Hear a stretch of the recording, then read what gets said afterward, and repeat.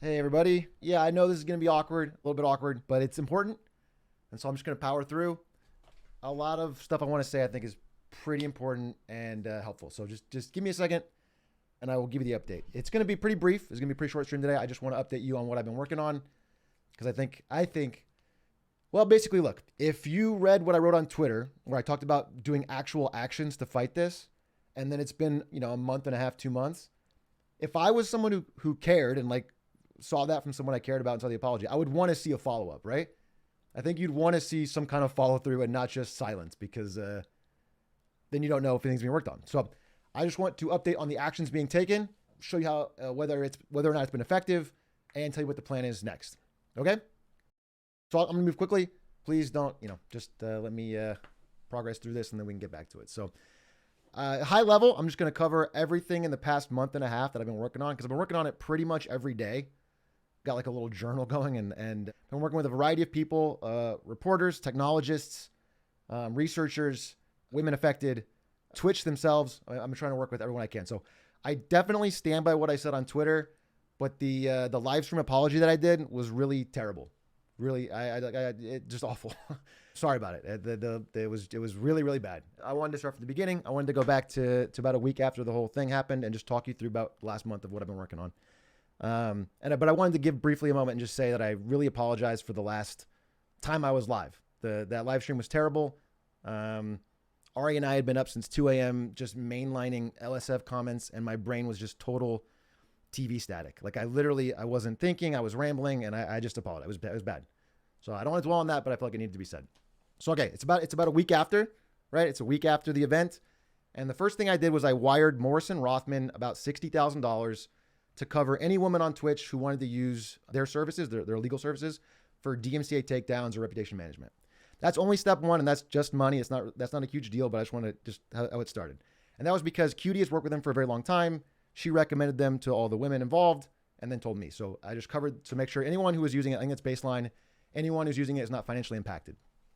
But the important thing is that now I had a connection and in with Morrison Rothman. So I was able to ask questions and just see what the process is for takedowns and actually learn more about how this process works. So you can see if we can help or make it better or do anything like that. And I started to learn a lot about things I was very naive or uninformed about. So then around the same time, this is about a week after everything that happened, I got a DM from a woman named Genevieve O, who is a leading researcher in the fight against deepfakes. She's worked with New York Times, BBC, Washington Post, a whole bunch of people on stories covering online predation and deepfakes, etc. She's the real deal. She's an incredibly accomplished woman. And in an incredible, incredible stroke of luck, really, really lucky, she was a viewer. She watched Marketing Monday, so she reached out a week after everything sort of died down a little bit and basically said she believes in the sincerity of my apology, which is crazy given how bad that apology was. And then she said, if you're serious about helping, I can help you get up to speed, which is awesome. That's an incredible kindness, like you would not believe. She could easily have written me off, and she didn't, and it blew me away. So Ari and I were reading her DM in the airport, and we were just, tearing up, and it meant a lot to us. So of course I say yes. And she sends me this 20-page Google Doc that she's compiled, where she's worked with all these reporters that cover like everything about the rise of deepfakes. And on the flight back, I read through this whole thing back to front 3 times. And I'll be honest with you, I immediately get depressed. Immediately. I read this whole thing, and I'm just in the worst mental state of my life because it is a much bigger problem than I was aware of. This stuff has been going on since 2017, and it's gotten worse and more prolific every single year. So like in 2017, 2018, you need to be like a hardcore technologist and have a ton of like computing power to create this kind of stuff. And nowadays, an average person using App Store apps can create it. And it's become wide more prolific. And there's a quote in her document in one of the articles that's linked in there that really stuck with me. And it's from back in 2018, and it's from Scarlett Johansson, who literally gave up trying to fight this stuff in 2018 and said, it's a lost cause because the internet is a vast wormhole of darkness that eats itself. So obviously not the most bright, cheery thing to read. It rings true, but it's pretty depressing because obviously Scarlett Johansson has a lot more money and influence than I do. And she gave up in 2018 when the problem is way smaller than it is now. So my first thing I do is I focus my scope a bit. All right. I'm not going to, the broad problem is crazy. What are things that like I can control, that people in my influence can control? How can we actually help and make better the day-to-day like experience? And so using Genevieve's doc and my own research, I tried to find like the bright spots in the fight against this type of content, like this type of negative content. And I do. And I find out there's this one group of people who have been way more successful at combating this type of stuff. It's OnlyFans creators. And it made total sense. When I looked into it, OnlyFans creators were way ahead of the curve on like the best practice and stuff on fighting this kind of thing. And it's because they have a direct financial incentive. A big OnlyFans creator could make $100,000 in a month on legitimate sex work. And so finding a way for them to stop unlicensed leaks or deepfakes or anything is a small expense for them, and it directly helps their business. So I started looking at what technology they use. At the same time, and this is like in February, I was trying to find new work for my editors and my staff, because obviously I wasn't creating. So, and my income, goes to zero. Their income is impacted as well. So I'm trying to help. I love everybody on the team. I'm trying to make sure they're set up. So I'm reaching out to different YouTubers, and I'm trying to find work for the editors. I'm trying to find work for my staff, and just giving recommendations where they're needed. And at the time, my highest paid employee is Pay the Musician. Awesome, talented guy. And I love the guy, and I want him to do well. So he expresses interest in this role managing social media at Truffle, which you might know is like the browser app for creators. Do social media for them. And I talked to the CEO of Truffle, Austin, and I basically just tell the truth that Pay is godlike. He's amazing to work with. He's incredible. He's an asset to your team. Pay gets the job. This is awesome because now Pay is financially set. He has a job he wants to do. So this is where another stroke of luck happens. Austin messages me later after that, and he goes, hey, it's going really well with Pay. Also, I met this investor guy. He's invested in this other company out of Ireland that is fighting deepfakes, and that I should talk to him. So I get introduced to this guy, Dan Purcell, over at Caritas DMCA. And that's when things start to really get moving. That's when I start to really get some momentum and feel excited about what's going on. Like I actually feel like I'm helping. So I meet Dan Purcell, and I have a lot of long talks with him about his technology. It's basically a technology that uses bots and AI to fight bots and AI at scale, right? So I meet with him, and it automatically flags improper use of your likeness, dangerous keywords, and it fills out and sends DMCA notices instantly. So we began to run a test. We're like, all right, we need to run a test on if we can fight this stuff for an average Twitch creator, like a woman on Twitch. And the problem is we need permission. We need them to work with us. And as you might expect, not a lot of people want to work with me. So I ask everyone that I can, right? And the person that responds is Maya. And I got to tell you, I mean, this story is full of examples of people being incredibly kind when they don't have to be. Maya's response to the apology I sent and the request to work with her is one of the nicest things I've ever read in my life. It blew me and Ari away. It was incredibly kind. And she gives me a chance. You know what I'm saying? She gives us a chance to actually help, which is like just awesome. She actually gives me a chance, and she lets me start the test, which is awesome. Which is like it just blows me away. So we start the test. In 12 hours, we got 512 things, like 10 times the amount of things delisted, and 1,000 plus things DMCA takedown requested. And this is for a cost that is probably 1/10. I'm paying it, but I'm just saying it's literally for like 1/10 the cost. So the test goes really well, like really well. Like I'm actually, it's the first time I feel like finally like I'm helping. So it's good. It's like we actually take on more stuff for Maya than she was getting before. Like she was getting a better deal. So I take the test results from Maya and I show them to Cutie. So she sees the Maya results and she's like, all right, I'll do the test. So we run the test with Cutie and it goes even better. We literally get like 700 things taken down in a day. Like just night and day, like way more stuff taken down. And then Cutie, because she's like, she's the queen of Twitch. I mean, everybody looks up to Cutie. Everyone knows Cutie. Cutie introduces me or connects or gets permission from like everybody else involved, like 19 other women. So now we can go back and sign all of them up. And again, this is all free on their, no, there's not a cost on their part. I'm covering it all, or Dan is helping. Like we're not, there's no cost on their part. If they want to go long-term, I mean, eventually I don't have infinite money, but for now, for them to give it a trial and see if it works, no cost. So we signed up 19 women. Now, this all hasn't gone live yet. Like this is all relatively recent. It takes a few days per person, right? But we got, Pokemon went live 2 days ago. And again, an incredible amount of takedowns. The internet's a sad place, right? And there's no way to get rid of this stuff permanently forever. There's no silver bullet solution. But if you can get it delisted from Google and increase the friction of finding it, then that helps you with brands. That helps you with like your family Googling your name. It helps, like, it's just better for, it's better for reputation management. It's better for your life. Like it makes your life better and easier. So that's an actual concrete help, right? And what's cool is because this is a bot, it's not like if they try to re-upload, it's instantly flagged and it gets taken down again. And eventually Google learns, like, because Caritas is a trusted Google partner, they're part of Google's partnership program, which means their requests have never been malicious, like everything they request has been actually worthy of being taken down by Google, Google gives them priority on takedowns and delisting. So eventually Google just learns to just not index this stuff. So it's like actually makes a long-term effect. So that's the impact on the technology side. We're setting up all the women. Again, we rolled out Pokemon 2 days ago. We have like 15 more to go.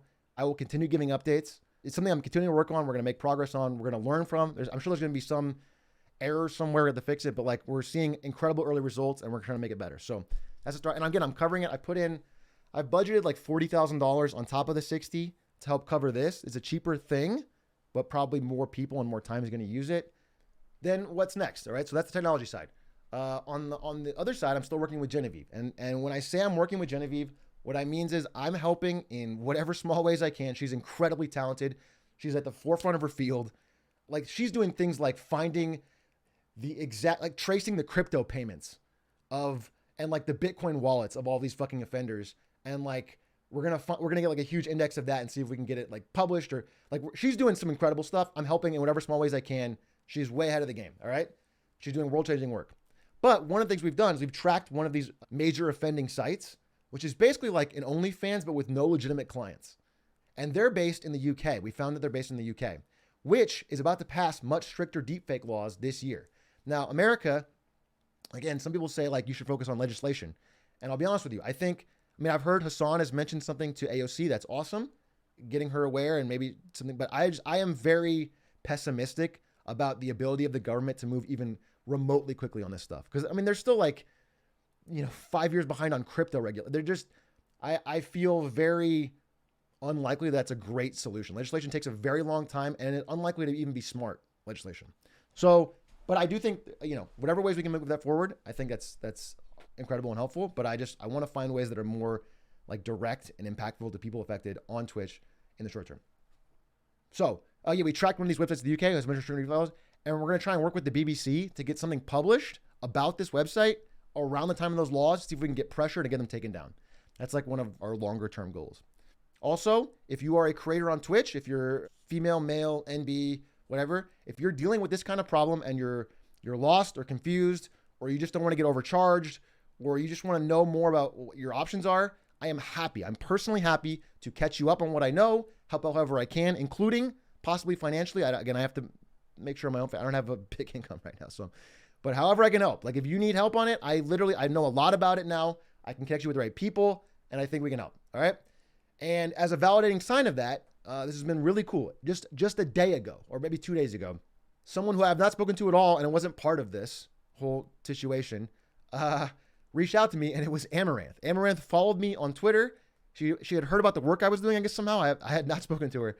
And she asked if I could help her get stuff taken down. And that's really validating, because that means it must have been working for someone, and then the word spread or whatever. I don't know. But she reached out. So now we're working with her. And so we're getting her set up. It'll be a few days or whatever, but I think we can get her started and get stuff taken down. So I'm feeling really good about that. Like I think, and again, that applies to anyone, not just anyone who thinks that this is a problem for them and thinks that I could be able to help. I'm happy to do it. Legitimately happy to do it. I would love to help.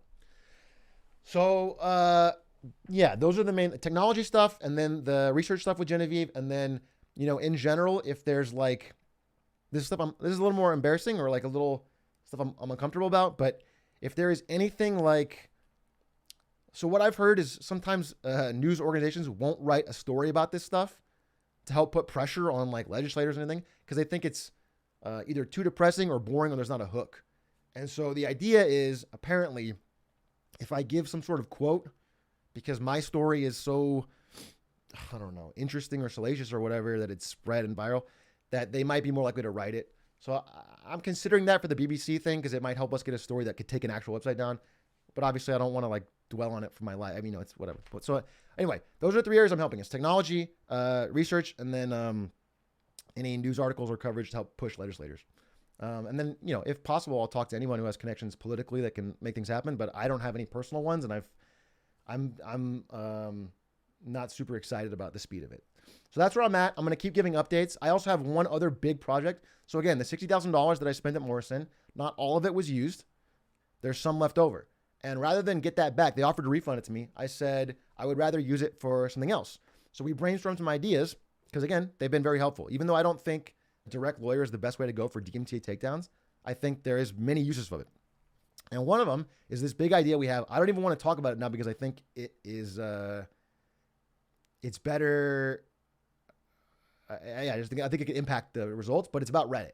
And I think we have a way to do some serious good on Reddit and help, again, increase the friction of finding this stuff and the ease that creators can take it down. So we're working on Reddit. So I will give an update on that when I think it is appropriate, but that is what we're working on with the rest of my money. So yeah, that's where I'm at. Again, I know I fucked up. I really do.